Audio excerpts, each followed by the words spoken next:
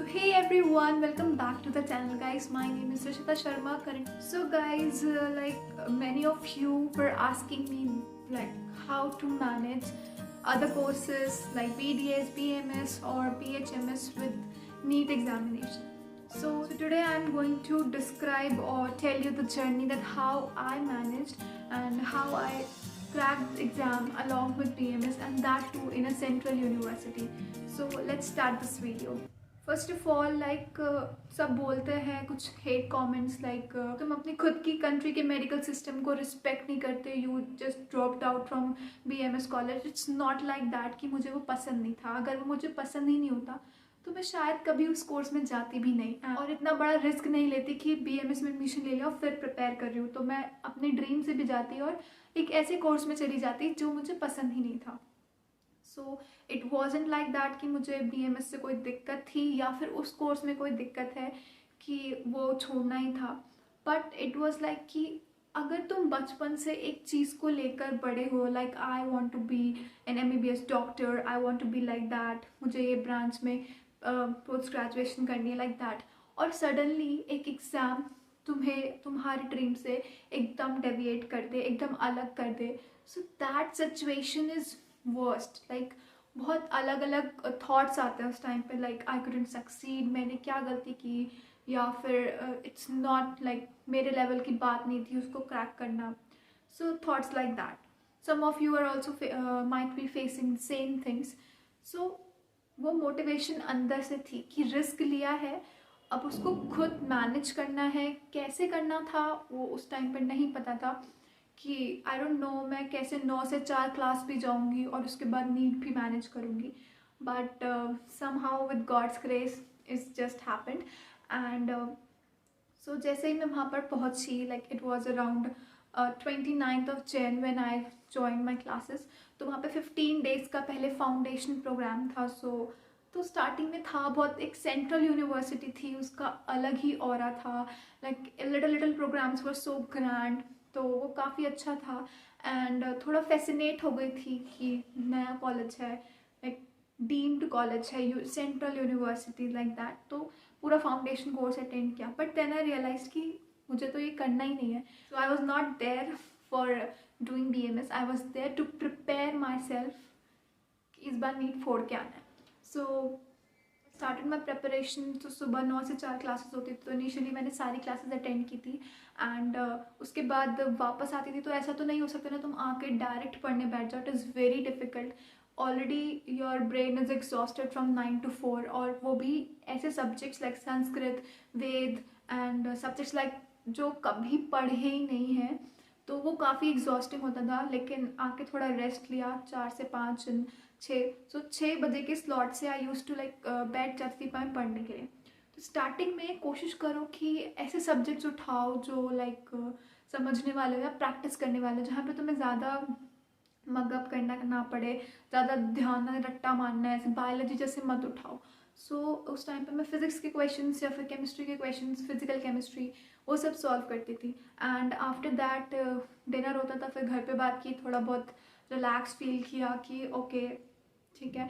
उसके बाद फिर रात का स्लॉट आता था. तो फिर वही, या अगर शाम में फ़िज़िक्स की है तो अभी केमिस्ट्री करती थी, या फिर तब केमिस्ट्री की है तो अब फिज़िक्स करती थी. कुछ वीक एरियाज़ हैं जो भी है. उसके बाद फिर सोने जाने से पहले इतना होता था कि एटलीस्ट एक चैप्टर तो करना है. अगर जूलॉजी है तो मेरी जूलॉजी थोड़ी अच्छी थी, तो मैं एट अ टाइम उसके 2 चैप्टर्स भी 1 go में रिवाइज कर लेती थी. तो अगर जूलॉजी थी तो 2 चैप्टर्स, और बॉटनी है तो एटलीस्ट एक चैप्टर तो पढ़ के सोना ही सोना है, कुछ भी हो जाए, कितनी नींद आए, कितनी तबीयत ख़राब हो, कुछ भी हो, वो पढ़ के ही सोना है. उसके बाद I use to wake up early in the morning. तब कोशिश करती थी कि एक बायो का चैप्टर तब करना ही करना है. So I use to read a chapter during that time. उसके बाद फिर कॉलेज जाना, वहाँ पे क्लासेज एंड ऑल. और अगर क्लासेस के टाइम पे लाइक संस्कृत के लेक्चर्स होते थे वो मुझे बिल्कुल समझ नहीं आते थे, क्योंकि सर खुद बोलते थे कि जो मैं पढ़ा रहा हूँ वो तुम घर जाके पढ़ो, तभी तुम एक नई लैंग्वेज सीख सकते हो. पर मुझे वो सीखनी ही नहीं थी. सो इट वॉज लाइक कि मुझे वो कुछ समझ नहीं आता था, सर क्या बोल रहे हैं. It use to appear me like कि कुछ नई लैंग्वेज चल रही है, जर्मन, फ्रेंच और what, I can not even understand a word. तो मैं उस टाइम पे यूट्यूब की ऑडियो बुक्स लाइक जो भी है, कुछ भी सुनती रहती थी, एनसीईआरटी रिवाइज करा रहे या फिर यूट्यूब पे क्वेश्चंस चल रहे हैं वहाँ पे अनअकैडमी जैसे एनसीईआरटी बेस्ड क्वेश्चन सॉल्व कराते वीडियोस में, तो मैं बस वो चला के नीचे फ़ोन रख दिया, ईयरबड्स लगी हुई है, ओके ठीक है सुन रही हूँ, देखने के लिए सर को देख रही हूँ, अटेंटिव हूँ क्लास में, बट दिमाग में नीट चल रहा है, क्वेश्चंस नीट के देख रही हूँ, ताकि लाइक हर टाइम बस नीट नीट नीट नीट उसी मोड में रहती थी मैं।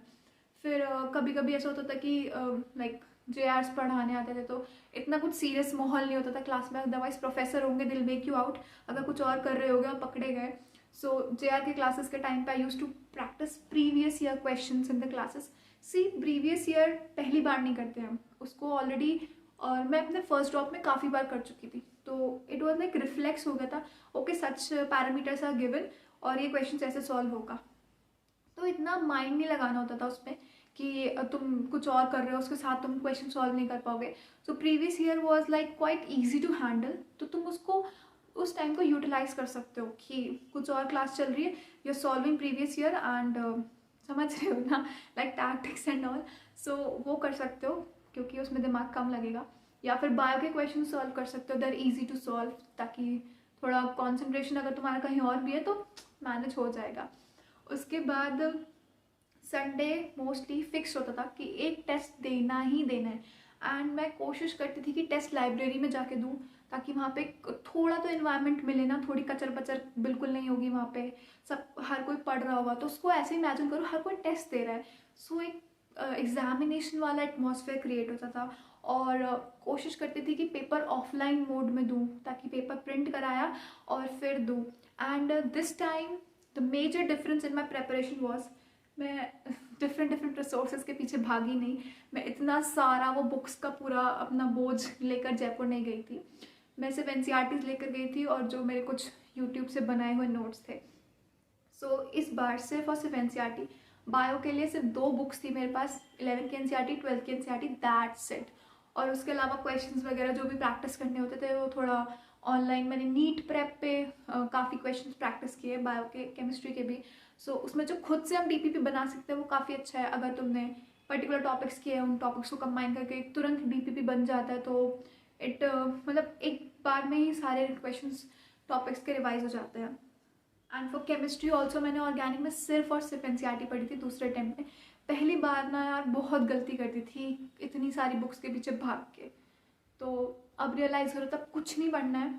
फिज़िक्स वाला Unacademy VT sir is like बहुत अच्छी केमिस्ट्री पढ़ाई उन्होंने, मेरी पूरी केमिस्ट्री मैंने वीटी सर से की है यूट्यूब से पूरी की पूरी। Physics I would say from physics वाला कुछ अनअकैडमी के लेक्चर्स देखे थे, और कुछ मेरे 12th के सर ने बहुत अच्छा पढ़ाया था तो मैं नोट्स उनके देखती थी।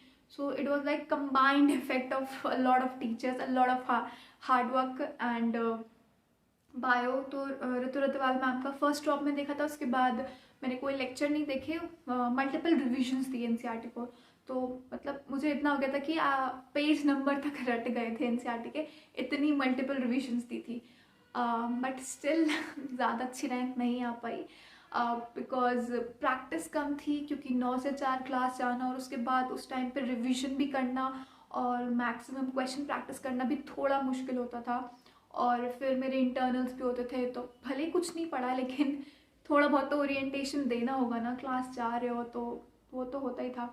और you are in a new city, और वो भी सिटी लाइक जयपुर जो बहुत ज़्यादा फैसिनेटिंग है, तो थोड़ा बहुत घूमना, थोड़ा वहाँ पे भी टाइम वेस्ट होता था, लाइक इंसान हो यार कितना सेल्फ कंट्रोल करोगे। So there are periods, there were phases जहाँ पर थोड़ा सा डिस्ट्रैक्शन था, थोड़ा डेविएशन था पाथ से, but still like I tried my best and that's how I am here. So if you are doing the same कि BMS या BDS या किसी और कोर्स के साथ नीट क्रैक कर रहे हो, so the suggestions to you will be कि फोकस करो, जितना मैक्सिमम टाइम नीट को दे सकते हो उतना दो। क्लास में कुछ समझ नहीं आ रहा, कुछ ऑडियो वगैरह, सबके पास ईयरबड्स होती है, एंड कॉलेज की क्लासेस आर लाइक कि इतनी जल्दी तुम प्रोफेसर की नज़र में नहीं आते हो, प्रोवाइडेड तुम पता है कि कहाँ बैठना है, like to avoid the eye contact.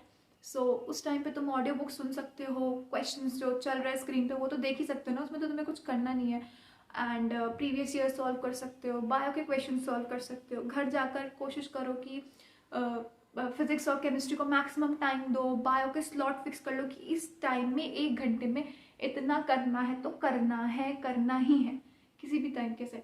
और संडेज फिक्स कर लो अपने टेस्ट के लिए, क्योंकि मॉक टेस्ट के बिना लिटरली कुछ पॉसिबल नहीं है। और उसको थोड़ा इन्वायरमेंट ऐसा बना कर दो कि like you are giving the actual NEET examination. And yeah that's all in this video. और अगर कोई भी और डाउट है regarding this, you can always comment down or you can DM me on my Instagram, and I will definitely try to answer and clear your queries, your doubts. So wish you good luck guys. Thanks for watching.